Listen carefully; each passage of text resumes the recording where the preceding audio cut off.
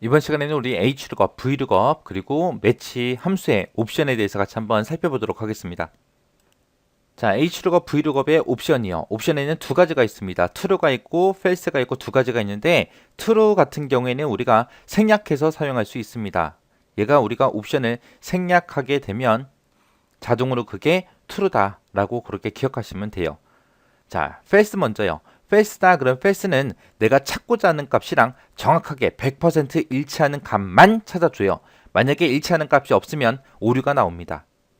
얘는 100% 일치하는 값만 그렇게 출력해 줄 때 사용하는 거고요. true를 옵션을 사용하거나 이제 생략을 하게 되면 내가 가지고 있는 내가 찾고자 하는 값 있죠. 그것보다 작거나 같은 값 중에 가장 근접한 근사값을 찾아주는 게 우리 true 생략하는 거예요. 이때 이제 내가 찾고자 하는 값이 들어있는 그런 첫 번째 행이죠. 첫 번째 행이 됐든 첫 번째 열이 됐든 그 값은 반드시 오름차순으로 정렬되어 있어야 우리가 true 옵션을 써서 특정 값을 내가 참조할 수 있습니다. 그래서 여기서 꼭 기억하셔야 되는 거는 true라는 옵션은 생략할 수 있다. 생략해서 쓰면 그게 true라는 옵션을 쓴 거다라고 그거 기억하셔야 되고요. 그리고 true 사용해서 내가 옵션을 썼을 때는 기준값보다 작거나 같은 값 중에 가장 근접한 근사값을 찾아주더라. 그리고 참조할 범위의 데이터가 반드시 뭐가 돼 있어야 된다? 오름차순 정렬돼 있어야 된다. 그거 기억하시고요. false다 라고 하게 되면 얘는 정확하게 100% 일치하는 값만 찾아주더라. 일치하는 값이 없을 때는 오류가 나타난다.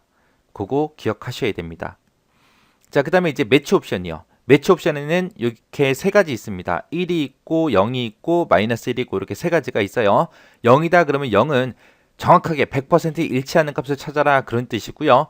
1이 있고 마이너스 1이 있는데 1 같은 경우에는 근사값을 찾아요.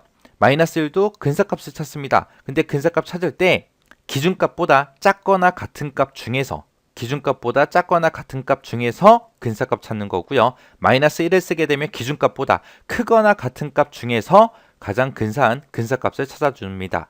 내가 옵션을 1로 썼을 때, 마이너스 1로 썼을 때 그때 다른 점이 얘예요.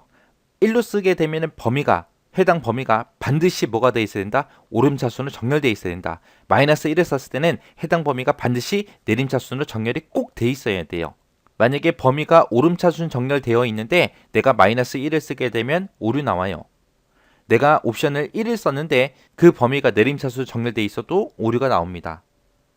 그래서 이 옵션들이 좀 헷갈려요. 헷갈리는 옵션이 요거밖에 없어요. 더 이상 이제 옵션 외울 건 없습니다. 그래서 H룩업, V룩업 옵션 꼭 외우셔야 되고요. 매치 옵션도 꼭 기억하셔야 돼요. 얘는 때려 죽여도 이 두 가지는 꼭 기억하고 지나가시기 바랍니다. 시험 문제 무지하게 자주 나와요.